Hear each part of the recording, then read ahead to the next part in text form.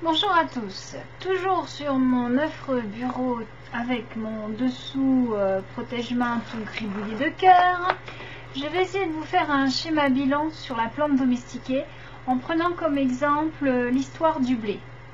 Tout d'abord, le blé que nous connaissons descend d'une plante qu'on appelle l'amidonnier, parce qu'elle produit de l'amidon, amidonnier sauvage,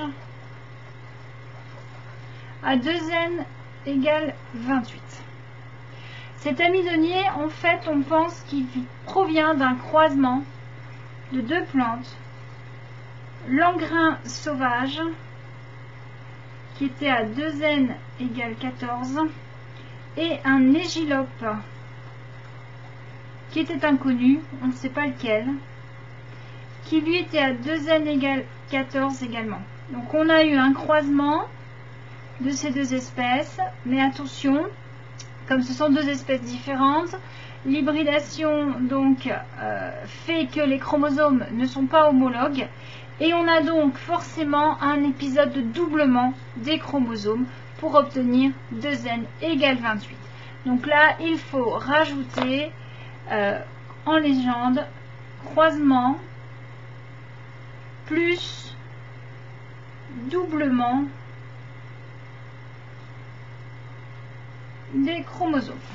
Considérons dans cette population d'amidonniers sauvages différents individus que je vais représenter par des carrés qui possèdent chacun une combinaison de caractères différents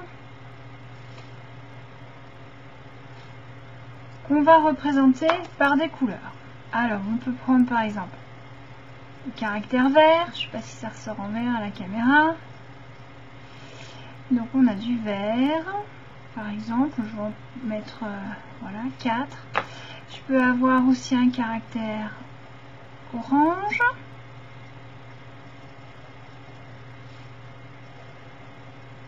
Donc là j'ai une population d'amidonniers sauvages à 2N égale 28 complètement hétérogène. Vers 10 000 ans, donc il y a eu un processus de domestication. Alors pour le blé, hein, on ne sait pas le préciser exactement, mais c'est entre moins 10 000 à moins 3 000 ans. Donc dans ce processus de domestication, qu'est-ce qui se passe? Des humains ont récupéré des individus, donc des graines, ils les ont semés. Alors, ils ont semé, bien sûr, pas toutes les sortes de graines qui existent. Ils en ont pris un peu au hasard, donc on va se retrouver par exemple, voilà, avec celui-là, il a été pris, donc ils ont ramassé les graines de celui-là, celui-là ils l'ont pris, celui-là ils l'ont pris, celui-là ils l'ont pris, celui-là ils l'ont pris, celui-là ils l'ont pris, celui-là ils l'ont pas pris, par exemple. Voilà, donc c'est le processus de domestication, on récupère des individus et on les élève dans un champ. Donc à ce moment-là, qu'est-ce qui s'est passé? On a essayé de faire une première sélection. Hein, ils n'étaient pas bêtes, nos ancêtres. Ils ont sélectionné les plantes qui avaient un caractère intéressant pour eux. Par exemple, je ne sais pas moi, des grosses graines. Peut-être que ce caractère intéressant donc était bien visible, c'est le caractère vert, on va dire. Voilà, c'est celui qui les intéresse. Par contre, dans ce processus-là, tous les croisements sont naturels.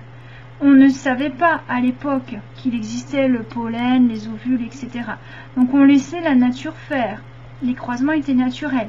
On avait systématiquement des populations hétérogènes. Donc du coup, on avait des cultures complètement hétérogènes et au fur et à mesure, les paysans ont appris à sélectionner les individus qu'ils voulaient conserver. Ça s'appelle la sélection massale. Elle était pratiquée avant les années 1900. Qu'est-ce qui se passait à ce moment-là?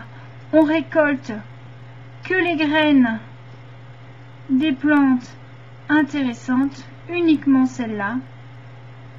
On arrive à les identifier et on va donc les cultiver. Alors celles qui nous intéressent, ce sont celles qui ont donc le caractère vert. Donc dans ma population, normalement, je n'aurai que des caractères verts, en supposant qu'ils avaient choisi donc dans cette population de départ 2 caractères intéressants, par exemple un gros grain et qui ne se détache pas de la plante à maturité. Donc ils ont repéré cet individu là, du coup ils ont sélectionné uniquement les graines de celui-ci, et de génération en génération, de culture en culture, on a obtenu des populations qui sont homogènes et qui ne possèdent donc que ces 2 caractères.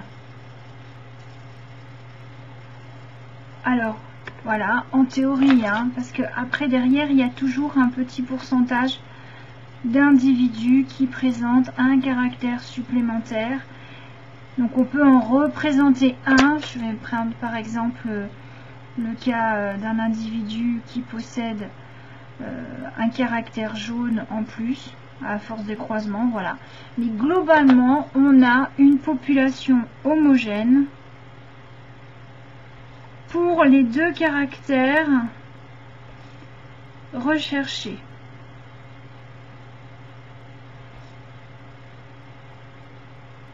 Donc ici le caractère vert et le caractère orange.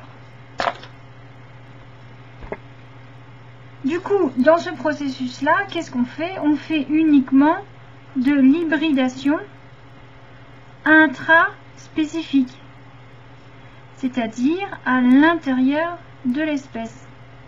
On ne les croise qu'entre individus de la même espèce. Donc ça, c'est la sélection massale. C'est celle qui est pratiquée par les paysans depuis plusieurs générations. Si le blé dur a donc été sélectionné vers moins de 2000 ans par l'homme, on a observé dans l'histoire du blé un croisement particulier avec une plante qui s'appelle l'égilope. Donc je vous rappelle que l'égilope fait partie de l'histoire du blé. Donc là on a un égilope rugueux, il est connu, qui est à 2n égale 14, qui présentait un caractère donc intéressant. Et il y a eu environ, il y a 9000 ans, un croisement qui a été fait entre l'amidonnier cultivé et l'égilope rugueux. Donc là, c'est ce qu'on appelle une hybridation, cette fois interspécifique, car on est entre 2 espèces différentes. Donc on obtient cette fois des individus qui possèdent 3 caractères, à savoir les caractères voulus, le vert, avec le caractère orange, mais également le caractère violet provenant de l'égilope. Donc dans ce cas-là, on a une hybridation qui pose quand même un petit problème, car si on a ici 2n égale 28, donc n ici qui vient est égal à 14, là on a 2n égale 14, donc le n qui vient il est égal à 7, donc on a un individu qui techniquement n'a pas de paire de chromosomes. Les chromosomes ne sont pas homologues, on a donc un individu qui est égal à n21 et il est stérile. On a donc forcément eu dans l'épisode de vie de cette plante un épisode de polyploïdisation, qui a permis donc de passer à 2n égale 42. Donc on obtient des individus avec les 4 caractères. Cette fois, cet individu a 2n égale 42, ce qui fait qu'il va pouvoir pratiquer une méiose et donc se reproduire. On n'a donc pas d'individu stérile. Et cette espèce, c'est ce qu'on appelle donc le blé tendre, qui sert à faire la farine pour faire les pains. Donc ce processus, lui, il a eu lieu il y a environ moins 9000 ans.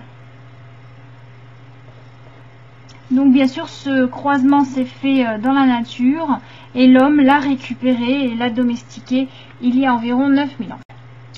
Donc la sélection massale pratiquée par les paysans a permis d'obtenir le blé dur et le blé tendre.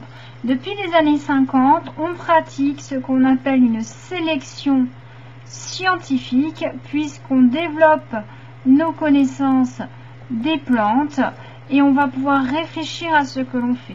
Donc dans le cas d'une sélection scientifique, on fait le choix d'un individu, celui qui possède les caractères intéressants, et on va pratiquer chez lui une auto-fécondation. C'est-à-dire qu'on va le faire se reproduire avec lui-même. Son pollen féconde ses propres ovules.